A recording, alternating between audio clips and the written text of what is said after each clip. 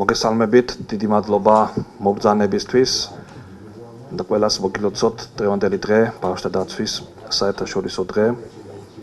იმედი მაქვს საქართველოში დადგება დღე 1 ივნისი, როცა თამამად შეგვეძლება ვიზეიმოთ ეს მნიშვნელოვანი თარიღი და არ ვისაუბრებთ ძალადობაზე, უკიდურეს სიღარიბესა და ბავშვის უფლებების დარღვევის სხვა მასშტაბურ პრობლემებზე, რაც დღეს ასეთი აქტუალურია. სულ მადლობა გადავუხადო ევროკავშირს დღევანდელი შეხვედრის მხარდაჭერისთვის, ასევე გაეროს ბავშვთა ფონდს, რომელიც სახელმწიფოს აპარატის ერთ-ერთი ყველაზე ძლიერი მხარდამჭერია და ასევე არ მხოლოდ აპარატის, ზოგადად ბავშვთა უფლებების დაცვის მიმართულებით საქართველოში ერთ-ერთი მთავარი აქტორია. დღეს წარმოგიდგენთ ბავშვთა უფლებრივი მდგომარეობის მიმართულებას ჩვენი 2016 წლის საპარლამენტო ანგარიშიდან, რომელიც არაერთ მნიშვნელოვან გამოწვევას თუ პრობლემას ასახავს. ვფიქრობ, ანგარიში წარმოდგენილი რეკომენდაციები საგულისხმოა ყველა შესაბამისი უწყებისთვის და ვიმედოვნებ, რომ პრობლემები, რომელთაც უკვე წლებია ვიმეორებთ, ერთობლივი ძალისხმევით აღმოიფხვრება. დასაწყისში მინდა გაცნობოთ, რომ სახალხო დამცველთან სულ ახლახანს შეიქმნა ბავშვთა უფლებების დაცვისა და მონიტორინგის საკონსულტაციო საბჭო, რომლის შემადგენლობა მიმდინარე წლის 23 მაისს დამტკიცდა. ეს იქნება საკონსულტაციო ორგანო ჩვენს აპარატთან, რომელიც დაგვეხმარება მთელი რიგი მიმართულებით, რომ კიდევ უფრო გაუმჯობესდეს ჩვენი მუშაობა და გაძლიერდეს სახალხო დამცველის საქმიანობა ამ მიმართულებით. საბჭოში წარმოდგენილი არიან ადგილობრივი და საერთაშორისო ორგანიზაციების წარმომადგენლები, ადამიანები, რომლებიც ყოველდღიურად მუშაობენ ბავშვთა უფლებრივი მდგომარეობის გაუმჯობესებასა და ხელშეწყობაზე. შესაძლოა აუცილებლად მინდა ორიოდეს სიტყვით შევეხო ბავშვთა მდგომარეობას საქართველოში და ნამდვილად არ იქნება ხმამაღლა ნათქვამი თუ ვიტყვით, რომ ბავშვი კვლავ რჩება საზოგადოების ყველაზე დაუცველ წევრად, რომლის ხმა ხშირად უბრალოდ არ ისმის. გადაწყვეტილებები მიიღება მათი ჩართულობისა და მონაწილეობის გარეშე და უფრო მეტიც ხშირად ექვემდებარებიან ძალადობას, შეუსაბამო შრომასა და არასაიმედო სოციალურ მდგომარეობას. 2016 წლის დეკემბრის მონაცემებით სოციალურად დაუცველი ოჯახების მონაცემთა ერთიან ბაზაში რეგისტრირებულია სოციალური დახმარების, ანუ საარსებო შემწეობის მიმღები 169,503 ბავშვი. 169,503, 18 წლამდე პირი. ხოლო 10 ლარიანი დანამატის მიმღები 62,522 ოჯახი, რომლის წევრიც არის 16 წლამდე პირი. ეს მონაცემები ოჯახების სოციალ-ეკონომიკური მდგომარეობის განსაკუთრებულ სიმძიმეზე მეტყველებს. საბაზო განათლების დასრულებამდე 241-მა, ხოლო საბაზო საფეხურის დასრულების შემდეგ 924-მა მოსწავლემ განათლების მიღება შეწყვიტა მუშაობის დაწყების გამო. და ყველა ჩვენგანმა ვიცით თუ როგორია ის შრომითი პირობები, სადაც ბავშვები მუშაობენ. უფრო მეტიც, იმ პირობებში, როდესაც ქვეყანაში შრომის პირობების ეფექტიანი მონიტორინგის მექანიზმი, შრომის ინსპექცია არ არსებობს. კვლავ პრობლემად რჩება ბავშვის მიმართ ძალადობის გამოვლენა და შესაბამისი რეაბილიტაცია. არსებული რესურსები კი ძალიან მწირია. თუ გავითვალისწინებთ იმას, რომ მხოლოდ 11 სახელმწიფო ფსიქოლოგია დასაქმებული ქვეყანაში, რა თქმა უნდა, ვერ ვისაუბრებთ საჭიროების მქონე ყველა ბავშვის შესაბამის ფსიქოსოციალურ რეაბილიტაციაზე. და ეს და სხვა ძალიან ბევრი პრობლემა, რაზეც დეტალურად ვისაუბრებთ.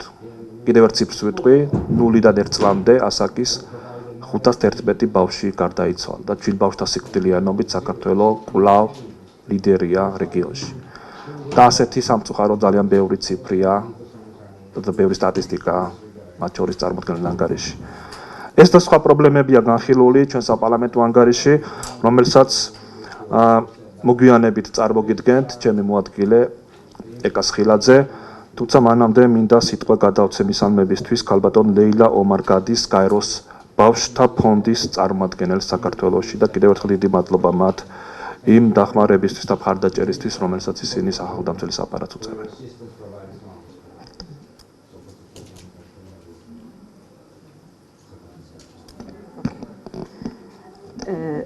Thank you very much, Ucha, for these kind words, and I take the opportunity to first start by congratulating the Public Defender's Office on remaining a staunch champion for children's rights, and on an annual basis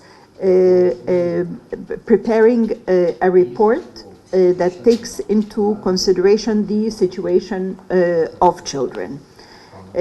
I would like to congratulate you on the Advisory Council, which will further add to the strength of the Public Defender's Office in addressing raising awareness of the rights of children and holding all institutions accountable to the realization of children's rights. I would like to start off by reflecting on where we have come a year since last June up to now. There has been some significant progress made in terms of legislation. An early and preschool education law has been passed by the Parliament. A referral mechanism has been put in place an interdisciplinary referral mechanism put in place to identify, monitor and protect children subject to violence. A law on adoption and foster care has also been adopted by the Parliament. These are significant and positive changes, but in and of themselves they are incomplete. There are still a number of measures that need to be taken on board to implement these laws. We know that in the case of the early and preschool education law, there is still a process of ensuring that the standards, the 5 criteria for preschools are implemented across all preschools in Georgia. We also know that the law on adoption and foster care requires additional bylaws in order to ensure that the best interest of the child is protected. We have seen also that there has been an establishment of a council on the convention on monitoring the implementation of the convention of the Committee on the Rights of the Child, and that is a positive measure to ensure accountability of institutions in Georgia to implementation of the concluding recommendations that have been issued early this year. However, this is only the glass that is half full. The other half of the glass presents the serious challenges that we still have. And I would like to highlight 3 main ones. The first, since 2017, has been declared as the Year of Education in Georgia by the President. We want to have a focus on education, and we can say that there are still too many children left behind in education.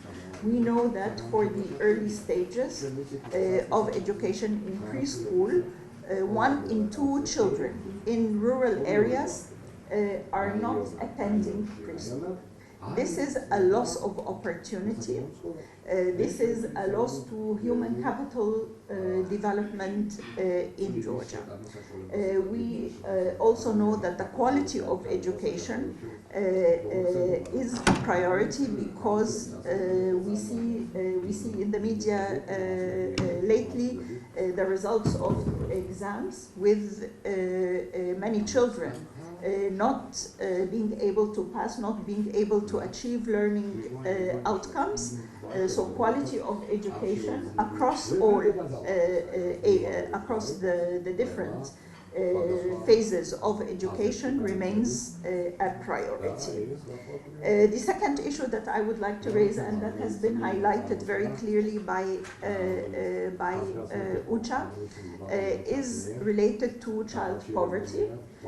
We know that since 2009, which is not too long ago, until today, there has been significant progress in terms of reduction of poverty levels, children's poverty levels.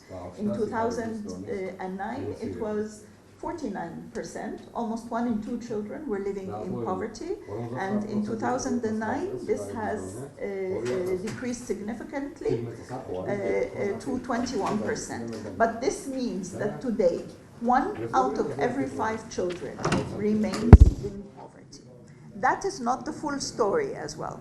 We know that also that 1 in 2 children, every other child in Georgia, suffers from one kind of deprivation or other.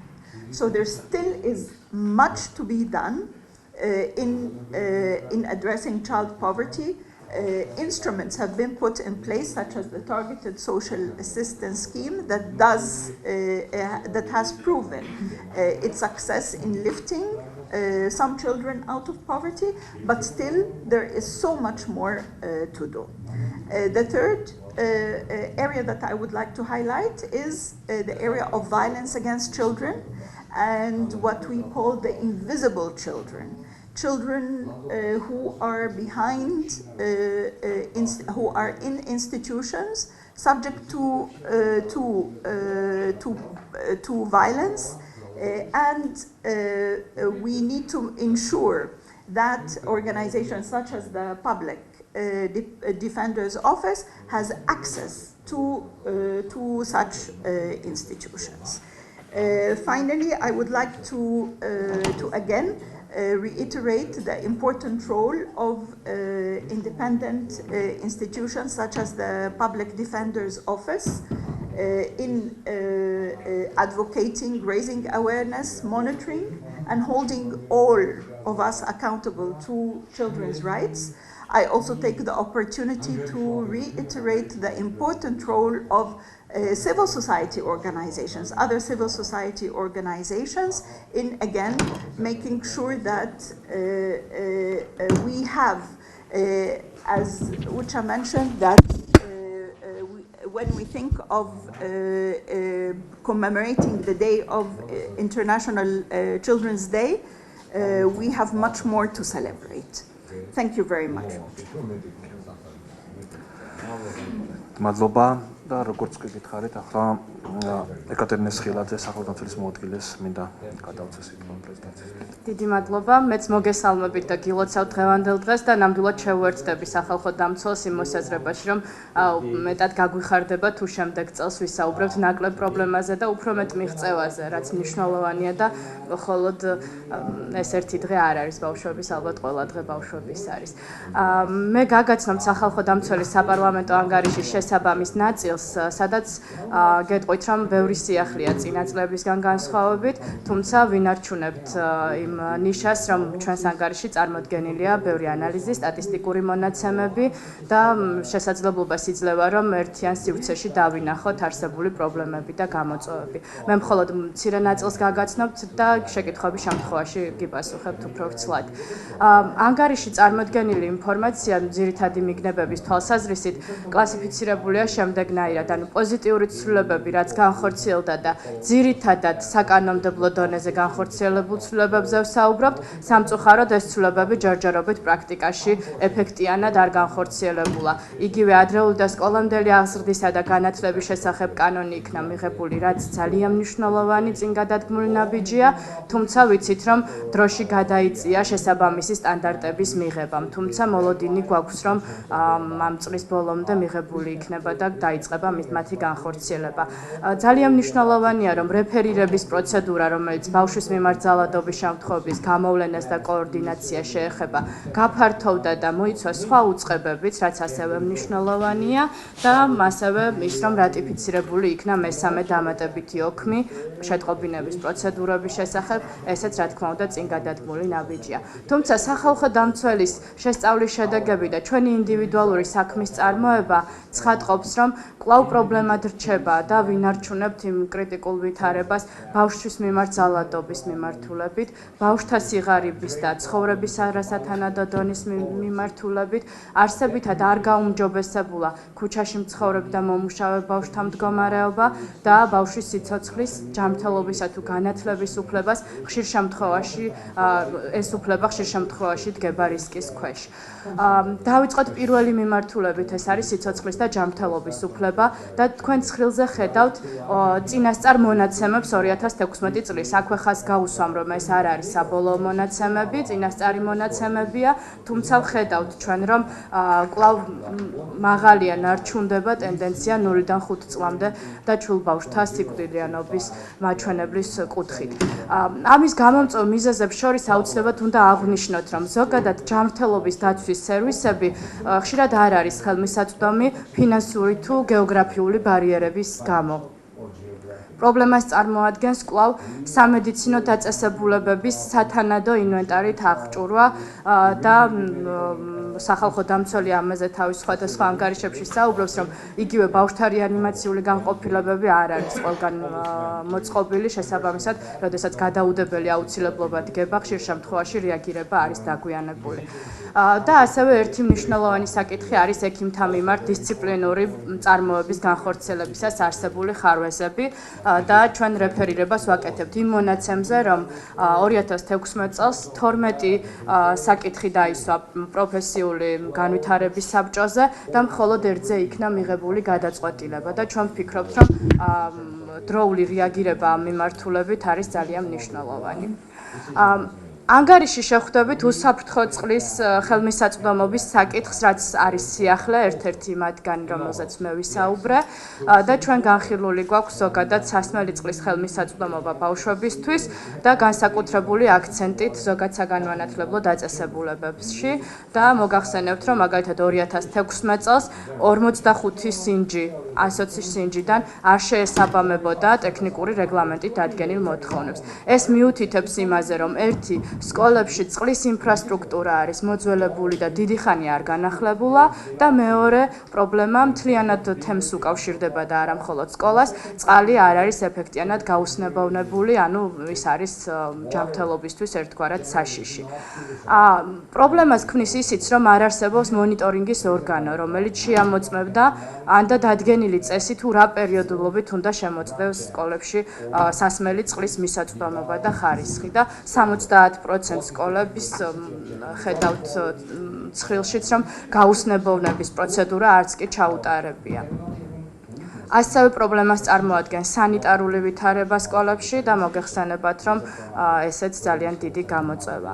რეკომენდაციების შესაბამისად კავშირშია წარმოჩენილ პრობლემებთან, რაც უკავშირდება ეფექტიანი ჯანდაცვის სერვისების მიწოდებას ბავშვებისთვის, საჯარო სკოლებში და თემში ზოგადად წყლის მისაწვდომობის, უსაფრთხო წყლის მისაწვდომობის და სანიტარული ნორმების გაუმჯობესების საკითხს. ბავშვთა სიღარიბესა და ცხოვრების არასათანადო დონეზე ქალბატონმა ლაილამ და ბატონმა უჩამ ისაუბრეს, თუმცა მაინც მინდა რომ გაჩვენოთ კონკრეტული რიცხვები, რაც ნამდვილად თვალსაჩინოს ხდის პრობლემის მასშტაბებს. მაგრამ ჩვენ უნდა გვახსოვდეს, რომ ამ ციფრების მიღმა არიან კიდევ ბავშვები, რომლებიც ვერ ხვდებიან სახელმწიფო სერვისებში, თუმცა მათი მდგომარეობა სოციალურ-ეკონომიკური ასეთივე მძიმეა. 179,503 ბავშვი იყო საარსებო შემწეობის მიმღები 2016 წლის ბოლო თვის დეკემბრის მონაცემებით და 62,522 ოჯახი, რომელიც იღებდა 10 ლარიან დანამატს, მოგეხსენებათ, ესეც ბავშვიანი ოჯახებისთვის არის განკუთვნილი. თავარი პრობლემა ჩვენთვის კვლავ რჩება ის, რომ ბავშვების გამოყვანა ოჯახებიდან, ბიოლოგიური ოჯახებიდან ერთ-ერთი მიზეზი კვლავ არის სიღარიბე. ადამიანის უფლებათა ევროპული სასამართლოც ამას ამბობს და საერთაშორისო სტანდარტებიც ამას გვეუბნება, რომ სიღარიბის შემთხვევაში უნდა მოხდეს ოჯახის ბიოლოგიური ოჯახის გაძლიერება, მათი სოციალური ფუნქციის ამაღლება და ბავშვის გამოყვანა ოჯახიდან უნდა იყოს მხოლოდ იმ გარემოებებში, როდესაც ძალადობის რისკი ან სხვაგვარი ესეთი სახიფათო ვითარება იქმნება. და ჩვენი შესწავლილი შემთხვევებიდან ძალიან ბევრ შემთხვევაში სწორედ სიღარიბის გამო იქნა გამოყვანილი ბავშვი ოჯახიდან, რაც მიუთითებს იმაზე, რომ სახელმწიფო არ აძლიერებს ბიოლოგიური ოჯახების სოციალურ ფუნქციას და ესე ვთქვათ, უფრო მარტივი გადაწყვეტილებაა ბავშვის გამოყვანა ოჯახიდან. მაშინ როცა მოგეხსენებათ, რომ სახელმწიფო ზრუნვაში ასევე გარკვეული თანხები იხარჯება ამ ბავშვის აღზრდა განვითარებისთვის, მაშინ როცა შეიძლება ეს თანხები მოხმარდეს ოჯახის გაძლიერებას. ასევე პრობლემას წარმოადგენს ის, რომ მიზნობრივი ქვეპროგრამებში დახმარების სისტემის სიძლიერე და ეფექტიანობის ხარვეზები არსებობს. მაგალითად, მოგეხსენებათ, რომ მოქმედებს კრიზისული ოჯახების დახმარების ქვეპროგრამა და ჩვენს მიერ შესწავლილ რამდენიმე შემთხვევაში გამოიკვეთა, რომ მაგალითად 2014-15 წელს ჰქონდა ოჯახს მიმართული ქვეპროგრამაში ჩართვასთან დაკავშირებით და 2016-17 წლების მდგომარეობით მათი საკითხი არ იყო განხილული. ერთი რომ დროში გაჭიანურებულია ხშირ შემთხვევაში განხილვა და ამ პროგრამაში ჩართვა და მეორე ის რომ ეს გაჭიანურება ცვლის ოჯახის საჭიროებებს. რა თქმა უნდა, ამ ოჯახს არ შეიძლება ჰქონდეს იგივე საჭიროებები 2016 წელს და 17 წელს, რაც ჰქონდა 3-4 წლის წინ. და სწორედ ამიტომ ჩვენი რეკომენდაციებით შეეხება სწორედ ქვეპროგრამების ან პროგრამების მოქმედების ეფექტიანობას და მოუწოდებთ, რომ უფრო დროული იყოს განხილვა, პასუხი და შესაბამისი დახმარების აღმოჩენა, რომ თავიდან ავირიდოთ ისეთი შემთხვევები, როდესაც სიღარიბის გამო ბავშვები ბიოლოგიური ოჯახიდან იქნებიან გაყვანილი. და ასევე ჩვენს ანგარიში საუბარია თავშესაფრის სერვისთან მიმართებით, მოგეხსენებათ, რომ დედათა და ბავშვთა თავშესაფარი არსებობს და იქ არსებულ პირობებზეც არის განხილული ჩვენს ანგარიში. შემდეგი მიმართულება შეეხება ბავშვთა შრომას და შრომის უკიდურეს ფორმებს. და აქაც პრობლემას წარმოადგენს ის, რომ არსებული რეგულაციები პრაქტიკაში ეფექტიანად არ ხორციელდება. ერთი ის, რომ შრომის პირობების ეფექტიანი მონიტორინგის ინსპექციის სისტემა არ არსებობს საქართველოში და ის შემთხვევები, რაც არსებული პროგრამის, არსებული სახელმწიფო პროგრამის ფარგლებში იქნა შესწავლილი, 6 შემთხვევა იყო დაახლოებით და ძალიან მცირე მასშტაბის დარღვევები გამოვლინდა, ძირითადად სანიტარულ-ჰიგიენური ნორმების დარღვევა იმ სამუშაო ადგილებში, სადაც ბავშვები არიან დასაქმებული. თუმცა ჩვენ ვიცით, რომ პრობლემები უფრო მძიმეა. პრობლემა უკავშირდება იმას, რომ ხშირად ბავშვები სკოლას ტოვებენ დასაქმების გამო. მოგეხსენებათ, რომ სავალდებულო საბაზო განათლება 9 კლასის ჩათვლით არსებობს, თუმცა 2016 წელს 251-მა ბავშვმა ეს საფეხური დატოვა იმის გამო, რომ დაიწყო მუშაობა. და 924-მა ბავშვმა საბაზო საფეხურის, ანუ 9 კლასის შემდეგ დატოვა სკოლა.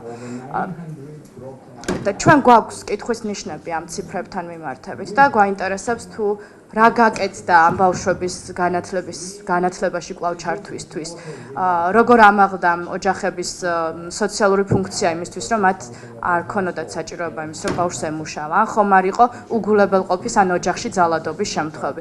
განსაკუთრებით ზაფხულში, განსაკუთრებით საკურორტო ადგილებში ჩვენ ხედავთ ბავშვების შრომას მათ ასაკთან შეუსაბამო პირობებში, ხომ? და ესეც არის, ასე ვთქვათ, ჩვენი ანგარიშის ერთ-ერთი მიმართულება.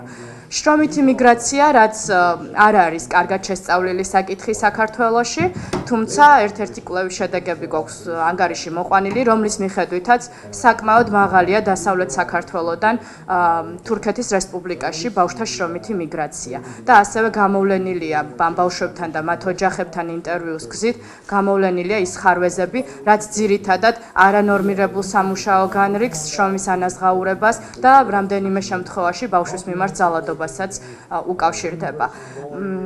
რეკომენდაციებით შესაბამისია იმ პრობლემების საპასუხოდ, რაც ჩვენს ანგარიშია დასმული და განსაკუთრებული აქცენტი გამახვილებული გვაქვს საქართველოს შინაგან საქმეთა სამინისტროს და სოციალური სამსახურის როლზე, რომ ბავშვთა შრომითი ექსპლუატაციის თუ სავარაუდო ტრაფიკინგის შემთხვევებში უფრო ეფექტიანად მოხდეს შემთხვევათა გამოვლენა და დროული გამოძიება.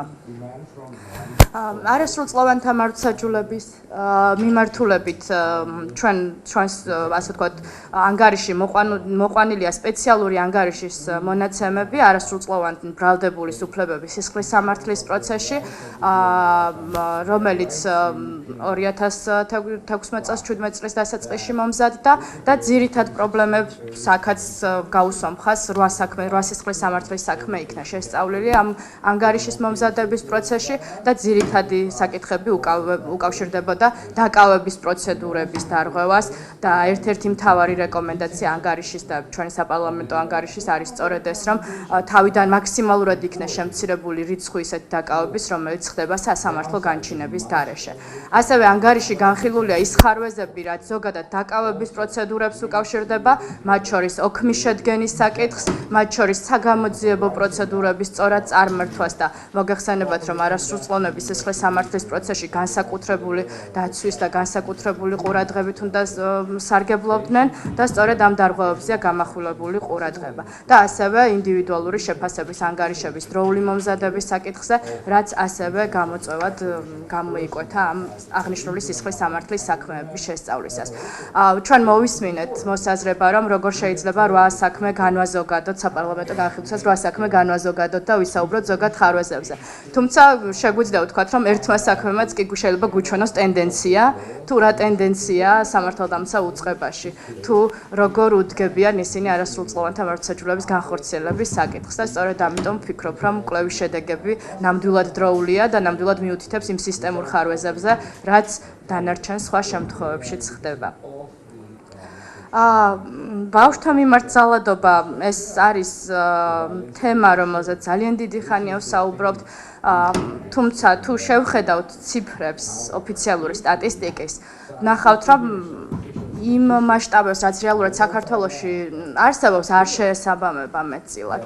ანუ 2016 წელს 755 ფაქტი გამოვლინდა სხვადასხვა ფორმის ძალადობის. ეს ნამდვილად მცირეა იმასთან შედარებით, რა მასშტაბებით რეალურად ბავშვის მიმართ ძალადობა საქართველოში გააჩნია და მომსახურება ფსიქოლოგებმა შესაბამისად გაუწიეს მხოლოდ 376 არასრულწლოვანს.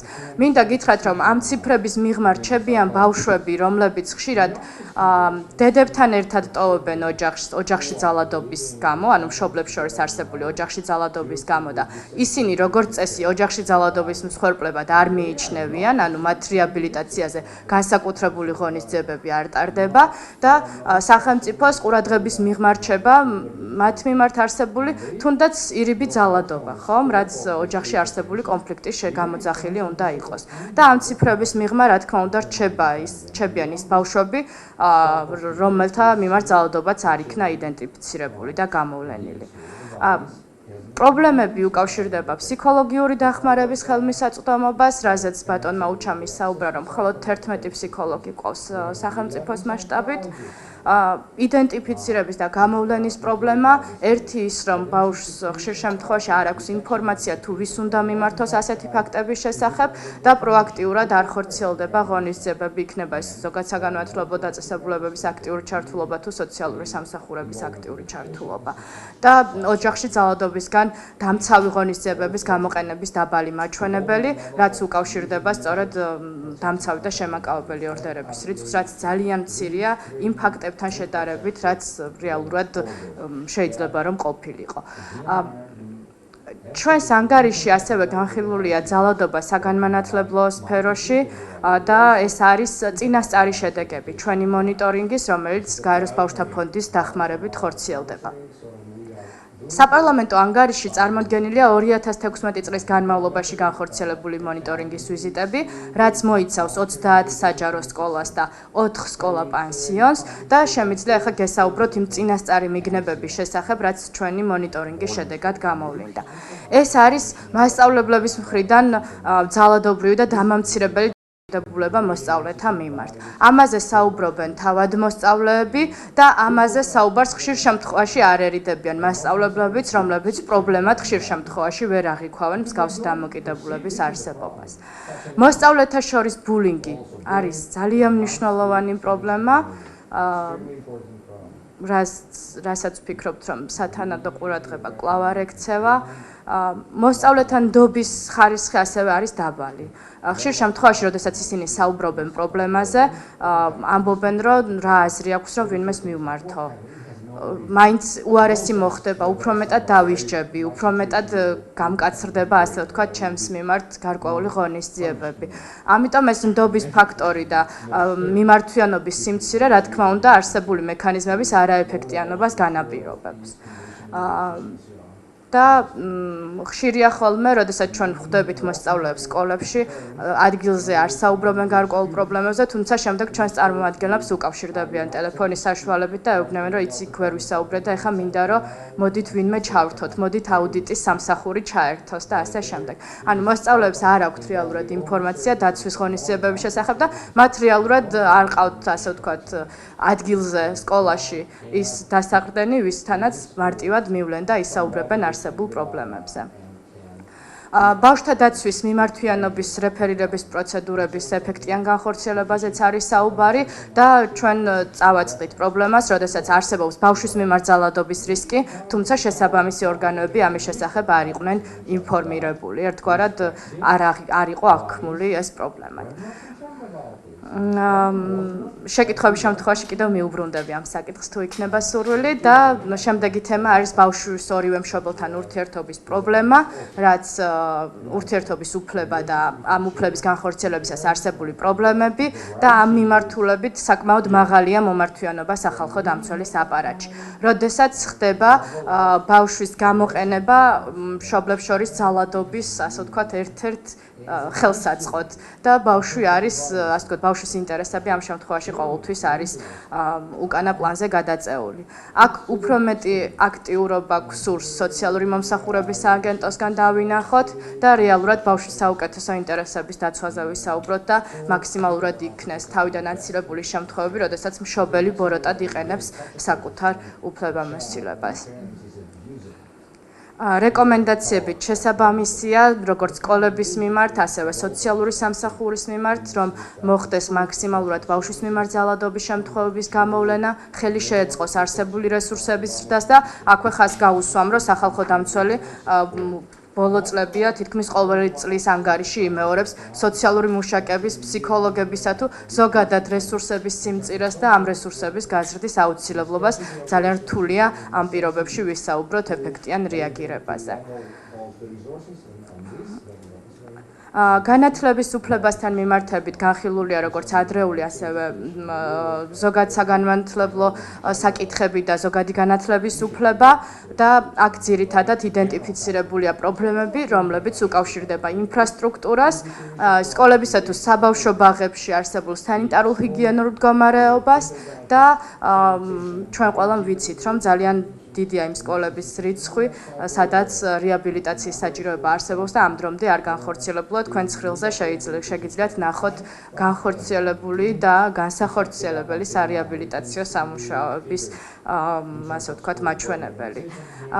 განათლების მიღების თანაბარი მისაწვდომობაც არის ერთ-ერთი პრობლემა, რაც ჩვენი, ასე ვთქვათ, ანგარიშის ფარგლებშია განხილული და განსაკუთრებულ ყურადღებას ვამახვილებთ განათლების მიღმა დარჩენილ ბავშვებს. განათლების მიღმა დარჩენილი ბავშვები არიან ხშირ შემთხვევაში ან ქუჩაში მცხოვრები და მომუშავე ბავშვები, ან ბავშვები, რომლებიც სოციალურ-ეკონომიკური მდგომარეობა არის ძალიან მცირე და დაბალი და მათ უწევთ რომ იმუშაონ, ბავშვები, რომლებიც არიან სტერეოტიპების მსხვერპლი და მოუწიათ რომ დაქორწინდნენ ადრეულ ასაკში და ბავშვთა ქორწინება იცით რომ ჩვენი გამოწვევაა და ბავშვები, რომელთა ინტერესებიც უგულებელყოფილია ან მშობლების ან და სახელმწიფოს მხრიდან. 9 კლასის დასრულებამდე სწავლა შეწყვიტა 3556-მა ბავშვმა და აქ ხაზს უსვამ, რომ აქ შესაძლოა იყოს სკოლიდან სკოლაში გადასვლის მაჩვენებელიც, ამიტომ ეს არ არის ყველა პრობლემური შემთხვევა და 9 კლასის დასრულების შემდეგ 6459 ბავშვმა.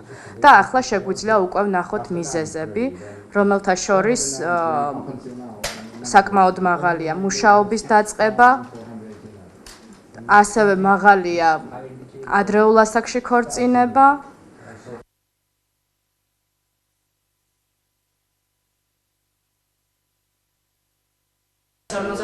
შემთხვევა და 1000-ზე მეტი იყო სამუშაოს დაწყების მიზნით სკოლის მეთოდების მაჩვენებელი.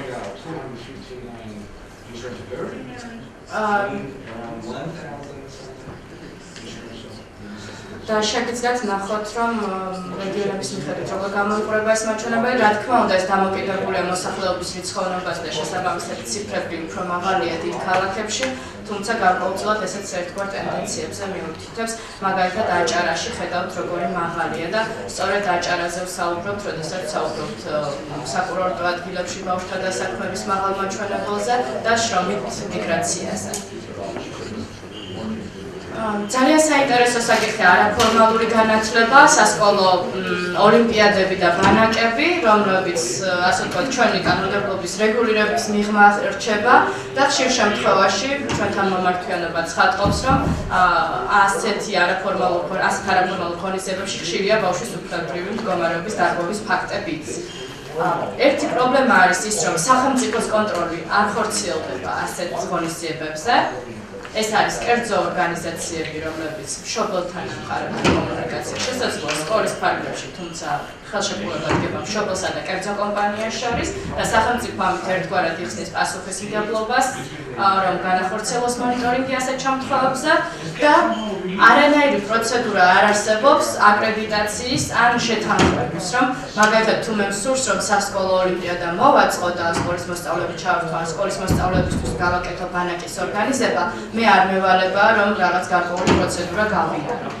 და შესაბამისად, ჩვენი შემთხვევები, რომელიც განხილულია ასევე ანგარიში, იყო შემთხვევა, როდესაც სანიტარულ-ჰიგიენური მდგომარეობის მძიმე დარღვევა იყო ასეთი ტიპის ბანაკში, საკვების, ასე ვთქვათ, მისაწვდომობის პრობლემა, იყო პრობლემები, როდესაც ოლიმპიადაში გამარჯვებულმა ბავშვებმა ვერ მიიღეს დაპირებული ჯილდო და ასე შემდეგ და ასე შემდეგ. საკმაოდ ფართოა იმ პრობლემების ჩამონათვალი, რაც არაფორმალური განათლების ფარგლებში იქნება.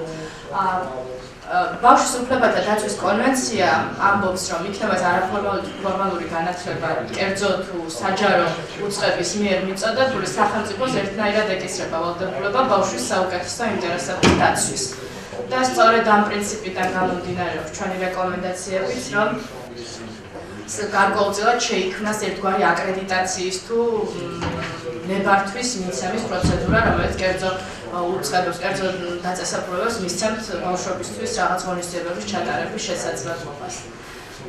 ეს ეხება ასევე კერძო სკოლებს და კერძო საბავშვო ბაღების საკითხსაც, რაც ანგარიშიც არის განხილული განათლების უფლების ნაწილში, რადგან აქაც ხშირ შემთხვევაში, როდესაც ხდება კერძო სკოლასა თუ ბაღში მოსწავლის უფლებების დარღვევა, ხშირ შემთხვევაში სახელმწიფოს მხრიდან მითითება ხდება, რომ ეს არის კერძო უწყება, ისინი ვერ ჩაერევიან და რაც რა თქმა უნდა არის გაუმართლებელი. მაგალითად იყო შემთხვევები, როდესაც უსაფრთხოების ზომების დარღვევის გამო საბავშვო ბაღიდან რამდენიმე ბავშვი გაიპარა, ასე ვთქვათ, წავიდა ქუჩაში და შემდეგ უკვე სახელმწიფო გვეუბნება ჩვენ ასეთ საბავშვო ბაღს ვერ მოვთხოვთ პასუხს, იმიტომ რომ კერძოა.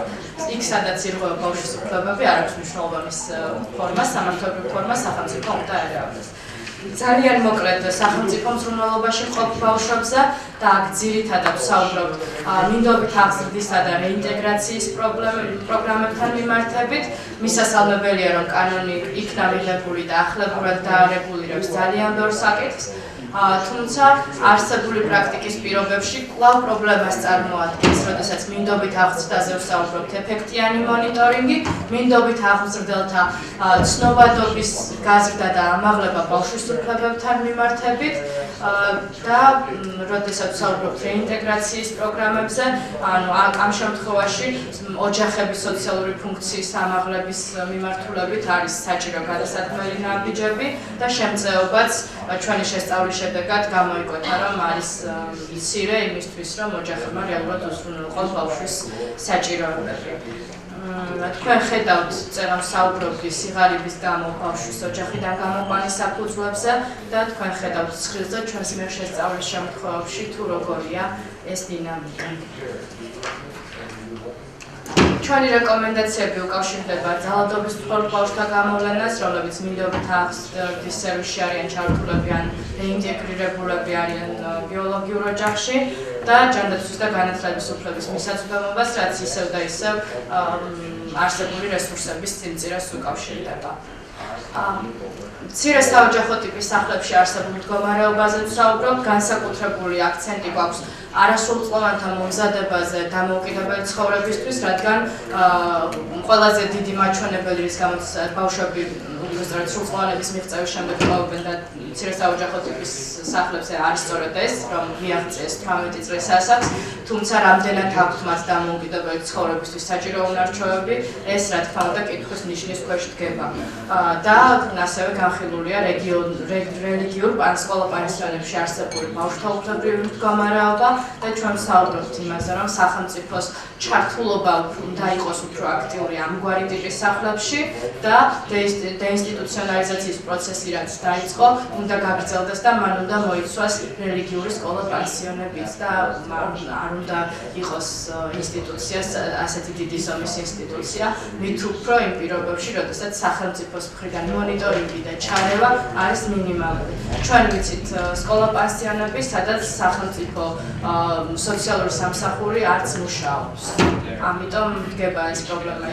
არის ძალადობის რისკები და ჩვენი ჩატარებული მონიტორინგიც ამას ცხადყოფს, რომ არის როგორც ძალადობის პრობლემა, ასევე ბავშვის ინტერესების შესაძლო უღულებელყოფის ფაქტორიც ვლინდება. ქუჩაში მცხოვრებ და მომუშავე ბავშვებზე ვისაუბრეთ, თუმცა მინდა კიდევ ერთხელ გავამახვილო ყურადღება არსებულ სტერეოტიპულ დამოკიდებულებაზე.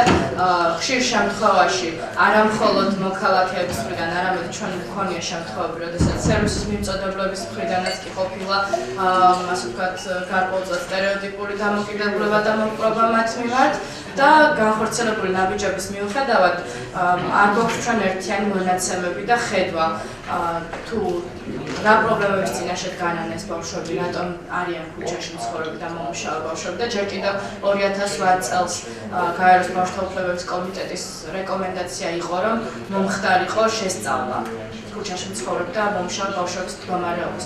ჩვენ ვიცით, რომ გაეროს ბავშვთა ფონდი ახორციელებს კვლევას ამ მიმართულებით, თუმცა მნიშვნელოვანია, რომ სახელმწიფოსაც ჰქონდეს თავისი სტრატეგიული ხედვა და თავისი მონაცემები, რომელსაც დააგრძნობს ასე ვთქვათ არსებულ პროგრამებს. იმიტომ კვლავ მცირეა ბავშვების ჩართვა განათლების პროცესში, მათი ინტეგრაცია საზოგადოებაში და ფაქტიურად ვერ ხერხდება ასე ვთქვათ მათი დაბრუნება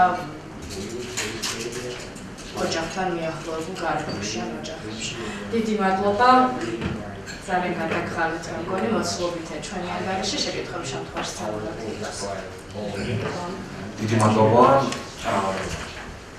ანგარიშის ძირითადი ტენდენციების პრეზენტაციისთვის. ახლა გვაქვს ჩვენ დრო კომენტარებისთვის ან კითხვებისთვის დავეცალოთ კითხვები და დისკუსიას გასმით ვაცხადე. ძალიან თუთხელი საჭიროა დისკუსია. ეს კითხვა და ასევე წარმოქმნით ორგანიზაცია.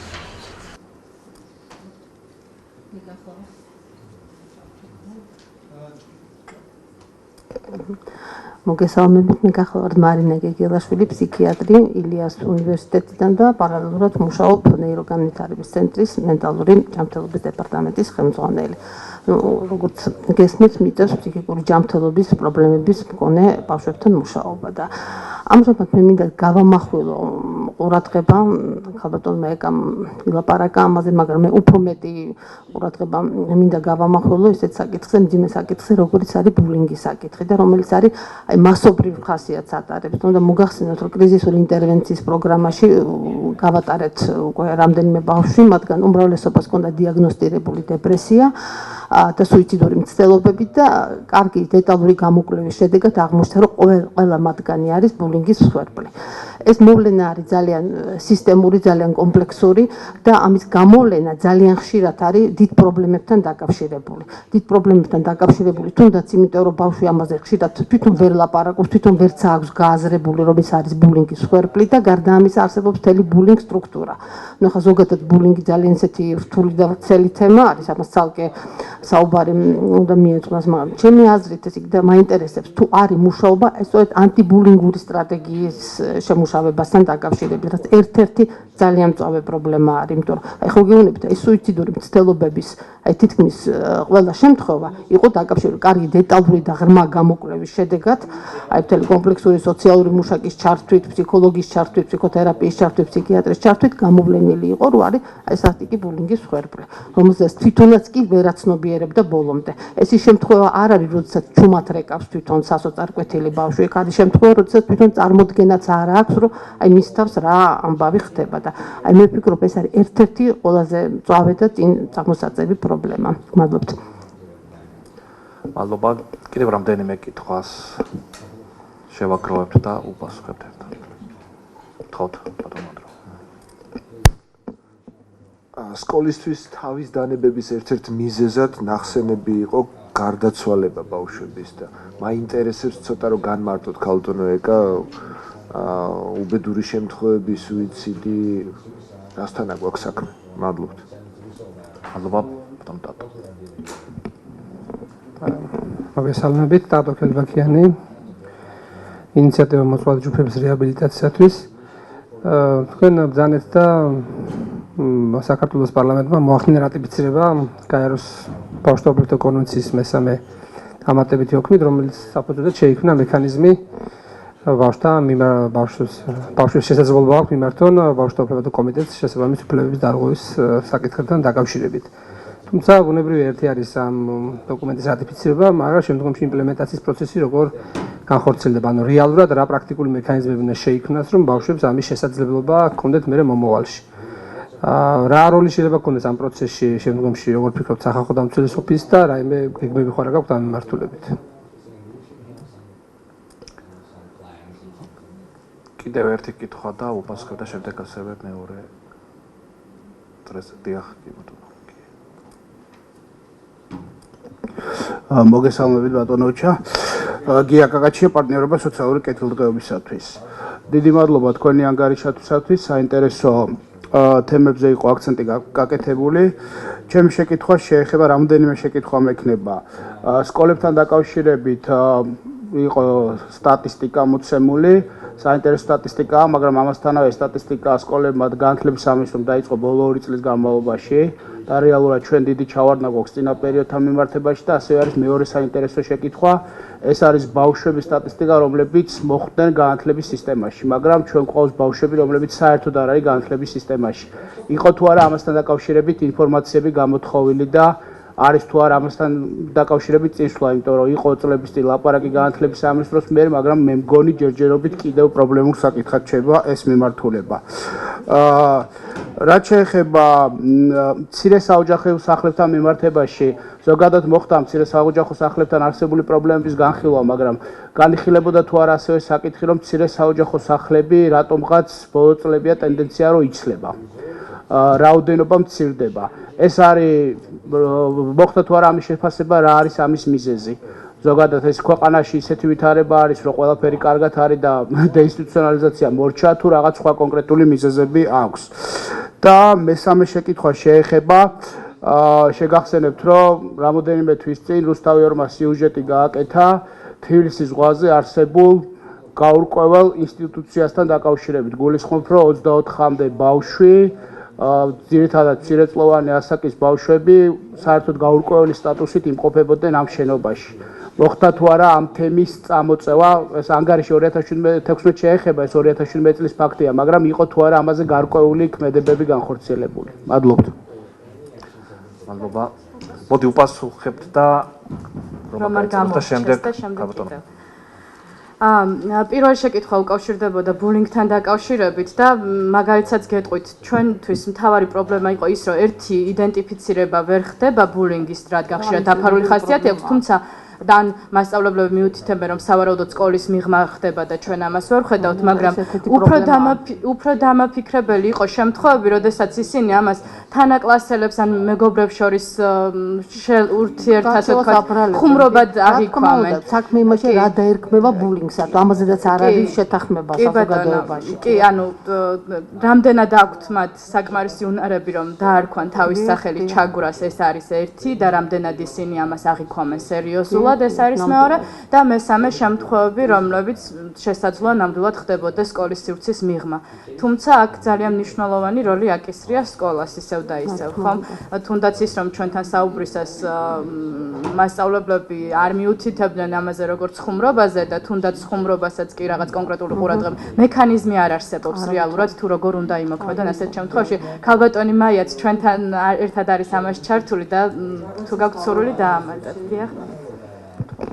ყველაზე სამწუხაროდ დროს რაც იყო, ხშირ შემთხვევაში თვითონ მასწავლებელი ხდება მაპროვოცირებელი იმისა, რომ ბავშვი მერე თანაკლასელების მხრიდან გახდეს ბულინგის მსხვერპლი. მასწავლებელს არ აქვს პირველ რიგში მგრძნობელობა ძალადობის საკითხებზე, მისთვის ასე ვთქვათ, არაფერს არ წარმოადგენს ის, რომ ბავშვი არის რელიგიური უმცირესობის ან სხვა ტიპის უმცირესობის წარმომადგენელი და ხშირად აი პირდაპირ აძლევს, ასე ვთქვათ, ამ ბავშვს ვიტყოდი ესე დასამცირებლად თავის კლასს, იმიტომ რომ მას არ აქვს პირველ რიგში სწორი დამოკიდებულება ასეთი საკითხების მიმართ. ეს იყო ჩემთვის პირადად ყველაზე სამწუხარო, რაც ამ კვლევის დროს გამოიკვეთა.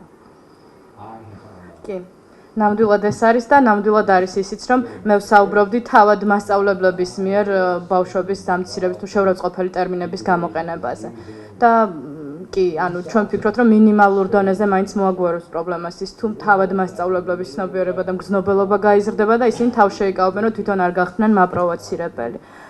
რა შეიძლება დავამატებ ამასთან დაკავშირებით, ძალიან მტკივნეული პრობლემა არის და რა თქმა უნდა მასწავლებლების ცნობიერების გაზრდა ამ მხრივ რა თქმა უნდა ძალიან მნიშვნელოვანია, მაგრამ მე ვფიქრობ, ეს მაინც უფრო სისტემური პრობლემაა და მთელი საზოგადოების დონეზე უნდა მოხდეს ამაზე მუშაობა და მთელი საზოგადოების დონეზე უნდა იყოს ამაზე დისკუსიები და მსჯელობა გამართული. თუნდაც ის ვთქვათ, ჩვენ საზოგადოების წევრები ვინ რას არქმევს ბულინგს.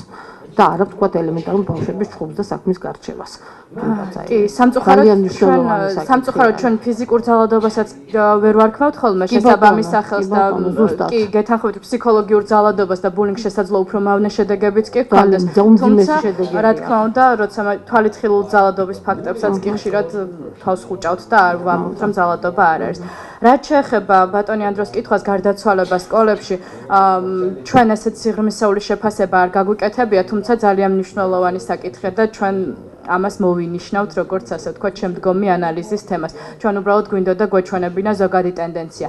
ამასთან არ ვარ დარწმუნებული, რომ სკოლა ასეთ აღრიცხვას ახდენს თუ რა მოხდა ყოველ ინდივიდუალურ შემთხვევაში, როგორც ბატონმა გიამ ახსენა, სახალხო დამცველის რეკომენდაცია იყო 2014 წელს, რომ დაწყებულიყო აღრიცხვა სკოლის მიტოვების ფაქტების და 2015 წლიდან დაიწყო მხოლოდ ესეთი აღრიცხვა. ამ აღრიცხვაშიც არის გარკვეული უზუსტობები. იმიტომ რომ თუნდაც ადრეული ქორწინების გამო სკოლის მიტოვების ფაქტები და მასშტაბები ვიცით რომ გაცილებით უფრო დიდია ვიდრე სტატისტიკაში აისახება. რაც შეეხება ბავშვთა მიმართვიანობას და მესამე დამატებითი ოქმის საკითხს, მოგახსენებთ რომ სახალხო დამცველის აპარატთან არსებობს ბავშვთა საბჭო, საკონსულტაციო საბჭო. აქ არიან ბავშვები, რომ ჩართული ბავშვები, სხვადასხვა ასე ვთქვათ სამიზნე ჯგუფებიდან და თვითონ ეს ბავშვები ჩვენთან ერთად, ჩვენს კოლეგებთან ერთად ახდენენ გარკვეულ საინფორმაციო შეხვედრებს, ცნობიერების ამაღლებას თანატოლებთან და ასე შემდეგ და ჩვენ ვფიქრობთ რომ ბავშვთა საბჭოს გაძლიერებით, რაც ჩვენს უახლოეს გეგმებში არის, მოვახდინოთ პირველ რიგში ცნობიერების ამაღლება ბავშვების ამ თემებთან მიმართებით. თუმცა ცნობიერების ამაღლება მხოლოდ და მხოლოდ ვერ მოგცემს შედეგს, თუ არ იქნება ის, ასე ვთქვათ, პროცედურა, თუ როგორ შეუძლიათ მათ რომ მიმართონ. მე ვიცი, რომ ერთ-ერთი ორგანიზაცია ამზადებს უკვე საქმეს, არასამთავრობო ორგანიზაცია, რომ წარადგინოს ამ პროცედურის ფარგლებში. და ვფიქრობ, რომ ამაში ალბათ არასამთავრობო ორგანიზაციებს განსაკუთრებული როლი ექნებათ. თუმცა შეგვიძლია რომ გავიმსჯელოთ სახალხო დამცველის როლზეც დიდი სიამოვნებით. აღრიცხვაზე ბატონი გიას კითხვას ვეთანხმები, ნამდვილად 2 წელია დაიწყო და ჩვენ არ გვაქვს სრული სურათი, რაც შეეხება განათლების მიღმა დარჩენილ ბავშვებს, მე აქ არ მისაუბრია შშმ ბავშვებთან მიმართებით, რადგან ეს ჩვენი შეზღუდული შესაძლებლობის მქონე პირთა უფლებების ქვეთავში გვაქვს წარმოდგენილი, თუმცა ერთ-ერთი ჯგუფი, რომელიც განათლების მიღმა რჩება, არის შეზღუდული შესაძლებლობის მქონე ბავშვები.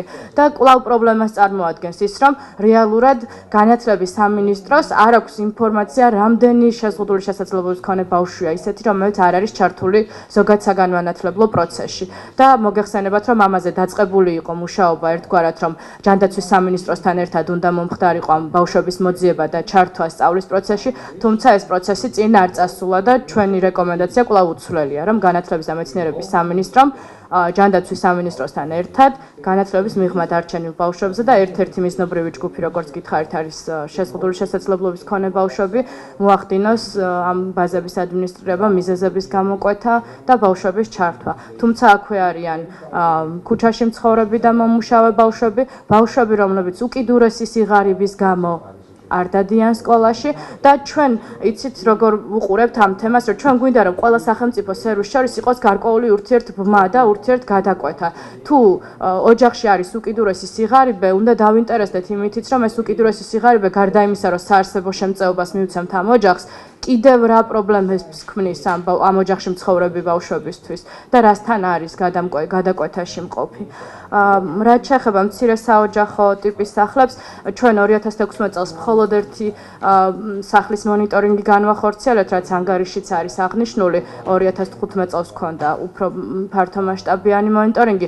მაშინ ეს ტენდენცია არ გამოკვეთილა, თუმცა ჩვენ რომ შევისწავლეთ, ასე ვთქვათ, გადინების მიზეზები ძირითადად იყო სრულწლოვანების ასაკის მიღწევა, ანუ როდესაც ჩვენ სტატისტიკური ინფორმაციის შედეგად შევისწავლეთ ეს მონაცემები. თუმცა ესეც იქნება ერთ-ერთი საკითხი, რასაც ჩვენ ახლა წელს დაგეგმილ მონიტორინგის პროცესში გავითვალისწინებთ. ანუ ესე ძალიან მნიშვნელოვანი მითითება იყო.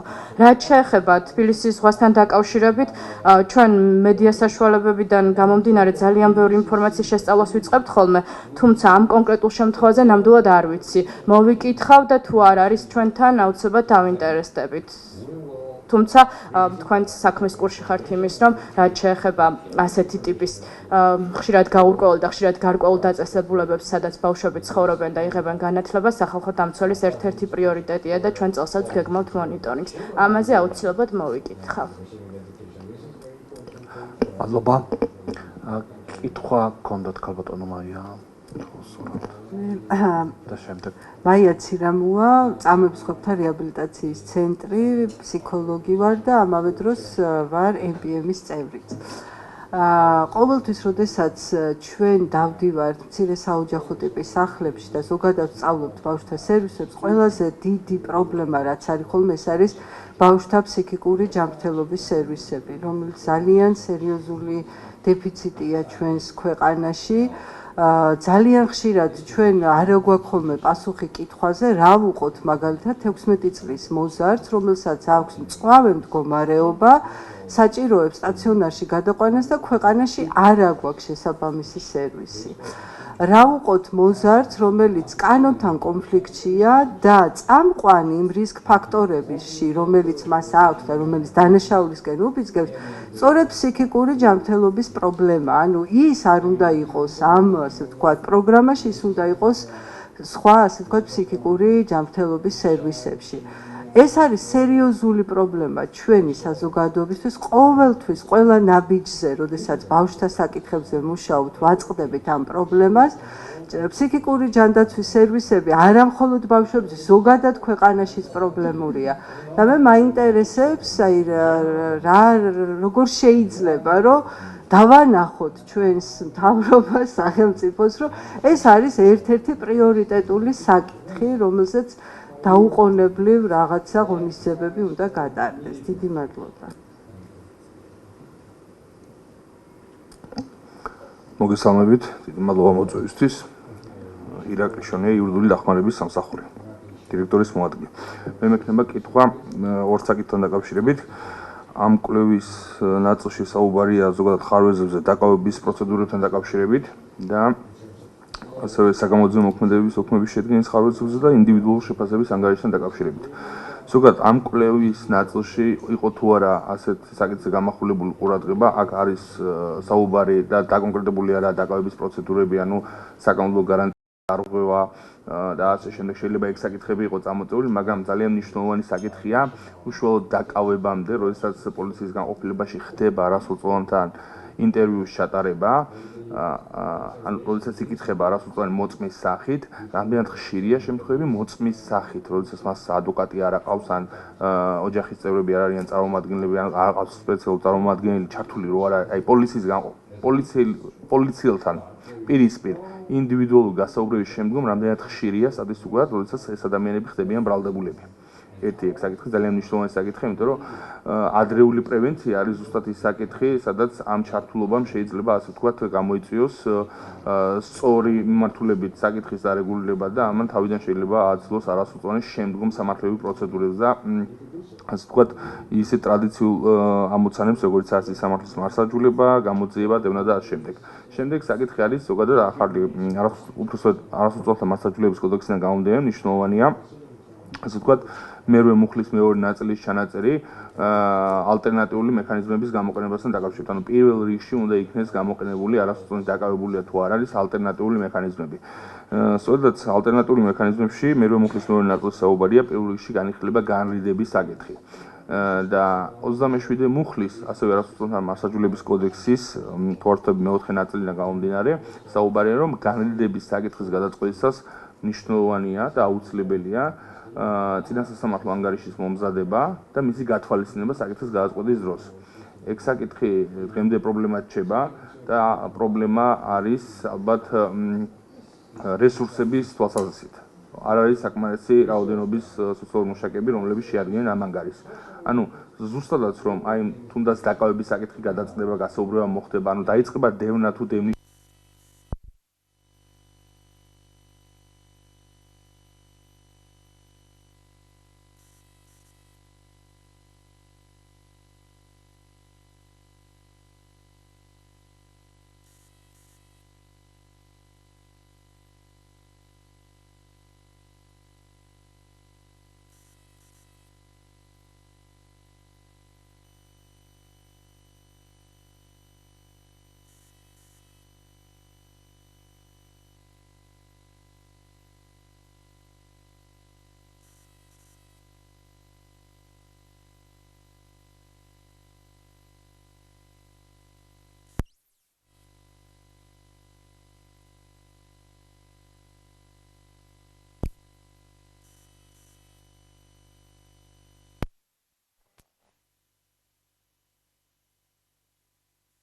განხორციელდა კვლევა, რომელიც ეხებოდა ბრალდებულის უფლების სისხლსამართლის პროცესში და ერთ-ერთი მთავარი გამოწვევა ამ საქმეების ანალიზით, რომელიც სახალხო დამცველის ოფისმა განახორციელა და სააკე ჩვენ ინტერვიუებით და ფოგუჟებით რაც გამოკვეთეთ, არის სოციალური მუშაკების საკმაოდ მცირე რაოდენობა, რომლებსაც პრობაციის ეროვნულ სააგენტოში, მათ შორის სოციალური მსახურების სააგენტოში, რომელსაც საკმაოდ დიდი ტვირთი აქვთ. ახალი კოდექსის ამოქმედების შემდეგ მათ დაევალათ ცალკე უკვე საჟელის დანიშვნის პროცესში ანგარიშების მომზადება, როცა ამზადებდნენ მანამდე განრიდებისას, ამზადებდნენ საჟელის დანიშვნისას, აღსრულებისას, ასევე არიან სერვისის მიმწოდებლები და ზოგ შემთხვევაში, აი მაგალითად რამდენიმე რეგიონი მოყავს ხოლმე შემთხვევაში ზუგდიდი და ასე შემდეგ, სადაც სულიერ სოციალურ მუშაკი და წარმოება შეიძლება 80 საქმე ქონდეს, რომელიც საკმაოდ სერიოზულ გავლენას ახდენს თვითონ ანგარიშების ხარისხთან დაკავშირებითაც და ამ მიმართულებით რა თქმა უნდა ძალიან მნიშვნელოვანია შემდგომია ადვოკატირება და დიალოგის მთავრობასთან რომ რესურსების და მოხდეს, იმიტომ სხვაგვარად შედეგზე და ხარისხზე ვერ გავალ და ის რომ საწყის ეტაპიდანვე რაც ირაკლი აღნიშნა რომ კონდეთ ანგარიშები რომელიც პრომეტად მისცემს შესაძლებლობას რომ ადვილად მიიღონ გადაწყვეტილება ამა თუ იმ საკითხთან დაკავშირებით იქნება ეს განრიდება თუ სხვა აუცილებელია ამ მიმართულებით ნაბიჯების გადადგმა და რესურსების და სხვაგვარად შეუძლებელი იქნება ამ ტემპებით და იმ ხარისხის შენარჩუნება ანგარიშებთან დაკავშირებით, რაც მიზანშეწონილი და მნიშვნელოვანია იყოს თვითონ ამართაჯულების სფეროში. მადლობთ. მადლობა. გინდოდა ხო დამატება შენ თუ არ ვიცი. მოგესალმებით ყველას. არასრულწლოვანთა მართლმსაჯულების საკითხთან დაკავშირებით გავაკეთებდი კომენტარს, როგორც დატომ ისაუბრა. ჩვენ სახალხო დამცველმა გააკეთა სწორედ იმ ნაწილის კვლევა, რომელიც შეეხებოდა არასრულწლოვანთა სისხლის სამართლის დასრულებულ საქმეებს. სულ შემთხვევითი შერჩევის პრინციპით შევარჩიეთ ეს საქმეები და გამოვითხოვეთ სასამართლოდან და ნამდვილად ეს ორი მიმართულებით, რომელიც დასვით თქვენ საკითხები, არის კონკრეტული რეკომენდაციები ჩვენი მხრიდან შემოთავაზებული.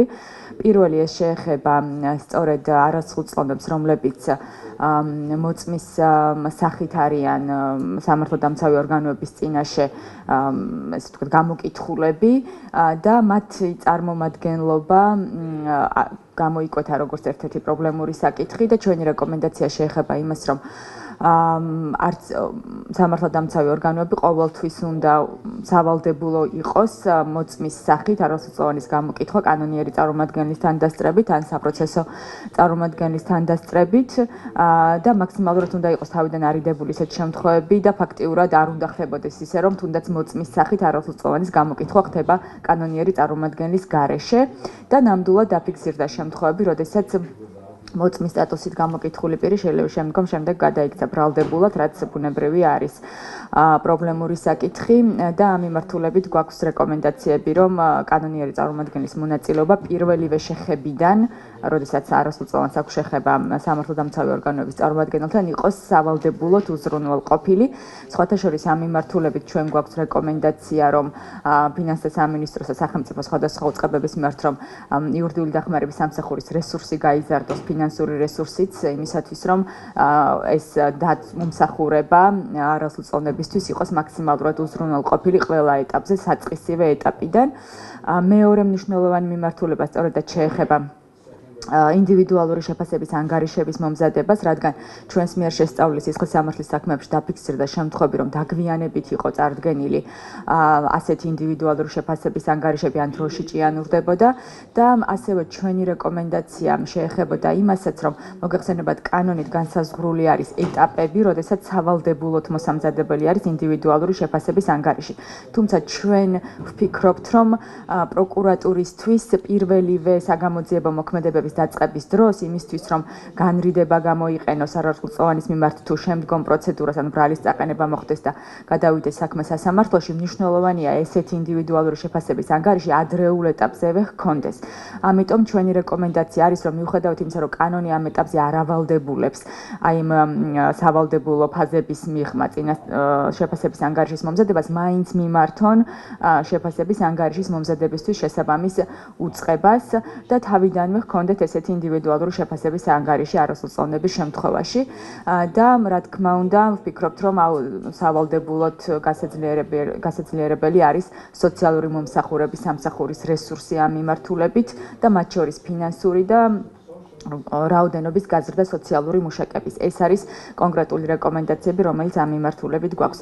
არის გარკვეული, ესე ვთქვათ, რეკომენდაციები, რომელიც ვთქვათ, შეიძლება კანონმდებლობაში ცვლილებას საჭიროებდეს, მაგრამ ამავე დროს რესურსების გაზრდის თვალსაზრისით გვაქვს ასევე კონკრეტული რეკომენდაციები და ამაზე ალბათ მნიშვნელოვანი არის, რომ მსჯელობა დაიწყოს და ზოგადად სოციალური სამსახურის გაძლიერება არის აუცილებელი არასრულწლოვანთა მართლმსაჯულების კოდექსის ეფექტურად იმპლემენტაციისთვის. და რაც შეეხება ფსიქიკური ჯანმრთელობის საკითხიც ხო ნახსენები, ჩვენ ცოტა ხნის წინ შევქმნით სამუშაო ჯგუფი, სადაც თითქმის ყველა ის სახელმწიფო უწყებაა წარმოდგენილი, ვისაც რაღაც შეხება აქვს ამ საკითხთან, სულ ახახანს იყო შეხვედრა. უბრალოდ იყო გარკვეული შეხვედრები ცალკეულ ჯგუფებთან, მათ შორის სერვის პროვაიდერებთან, არასამთავრობო ორგანიზაციებთან, ასევე სამინისტროს წარმომადგენლებთან და შემდგომ გადაწყდა, რომ გარკვეული ფორმატი შექმნილი იყო, ერთგვარი დიალოგი, სადაც ამ საკითხების განხილვა უნდა მოხდარიყო და გადავწყვიტეთ უფრო გაგვეფართოებინა ეს წრე, ამიტომაც გადავწყვიტეთ მათ შორის პარლამენტის შესაბამისი კომიტეტების მოწვევა.